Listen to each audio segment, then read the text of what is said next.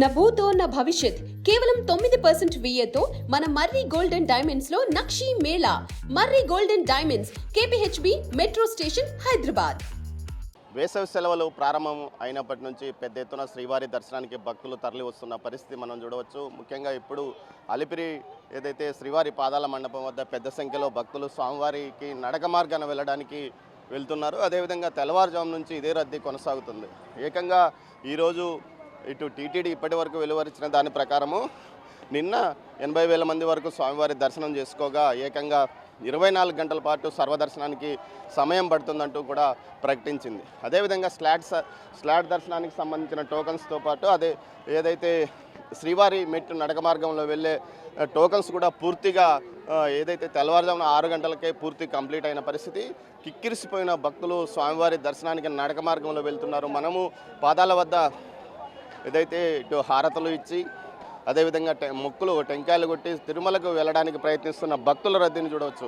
అక్కడ కిక్కిరిసిపోయిన పరిస్థితి మనకు కనిపిస్తుంది. మరోవైపు ఏదైతే నేటి నుంచి మే 1వ తేదీ నుంచి జూలై 15వ తేదీ వరకు సుమారు 2.5 నెలల పాటు ప్రోటోకాల్ వ్యక్తులకు మాత్రమే దర్శనం కలుగజేస్తాము. అదేవిధంగా పూర్తి స్థాయిలో సిఫార్సు లేఖలను రద్దు చేస్తామంటూ కూడా అధికారులు ప్రకటించిన పరిస్థితి. నేటి నుంచి ఏదైతే అటు ఏపీ తెలంగాణ రాష్ట్ర ప్రజాప్రతినిధులు ఇచ్చే సిఫార్సు లేఖలను ఎట్టి పరిస్థితుల్లోనూ తీసుకోరు. కేవలం ఆ వ్యక్తులు మాత్రం దర్శనానికి ప్రోటోకాల్ ఉన్న వ్యక్తులు మాత్రమే దర్శనానికి వస్తే వారికి మాత్రమే ప్రోటోకాల్ దర్శనం కానీ ఇతర సేవలు కానీ అందించే అవకాశం ఉంది. మొత్తం మీద ఇటు టీటీడీ విషయాన్ని అధికారికంగా ఏదైతే పాలక మండలిలో సమావేశం రోజు ప్రకటించనున్నారు. అయితే ఇప్పటికే ముందస్తుగానే ఈ రోజు నుంచి పూర్తి స్థాయిలో సిఫార్సు లేఖలు తీసుకోవడం లేదంటూ కూడా చెప్పిన పరిస్థితి.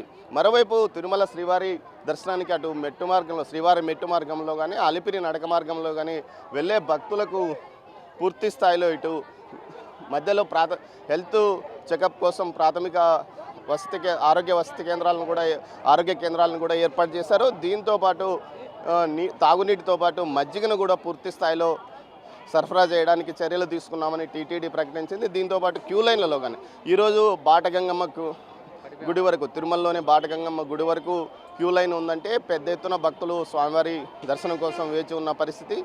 అభిషేకం శుక్రవారం అభిషేకం కాబట్టి మరికొంత ఆలస్యంగా కూడా దర్శనము ప్రారంభమయ్యే అవకాశం ఉన్నందువల్ల ఈరోజు సుమారు 75,000 మంది వరకు స్వామివారిని దర్శించుకునే అవకాశం ఉందంటూ కూడా టీటీడీ తెలియజేసిన నేపథ్యంలో క్యూ లైన్లతో పాటు అటు ఏదైతే కంపార్ట్మెంట్లో ఉన్న భక్తులకు గంటకు ఆహార పానీయాలు అందించడానికి కూడా చర్యలు తీసుకున్నామని చెప్తున్న పరిస్థితి. మొత్తం మీద చూస్తే ఈ వేసవి సెలవుల ప్రభావం గత వారం రోజుల నుంచి తిరుమల మీద పడింది. ఈ ఒత్తిడి ఫలితంగా చాలా వరకు వసతి గృహాల్లో కూడా ఏదైతే పైన రూములు కూడా దొరకని పరిస్థితి. దీంతో ఏదైతే ఆరు బయటే పడుకొని స్వామివారిని దర్శించుకొని వెళ్తున్న పరిస్థితి కనిపిస్తుంది. ఇందుకు తగ్గట్టుగానే ఈ 2.5 నెలల పాటు వేసవి రద్దీని తట్టుకోవడానికి టీటీడీ ఇప్పటికే అన్ని రకాల చర్యలు తీసుకుని దానికి సంబంధించి సిద్ధంగా ఉన్న పరిస్థితి కనిపిస్తుంది. కెమెరా పర్సన్ పురుషోత్తంతో దామోదర్, తిరుపతి పాదాల మండపం వద్ద నుంచి.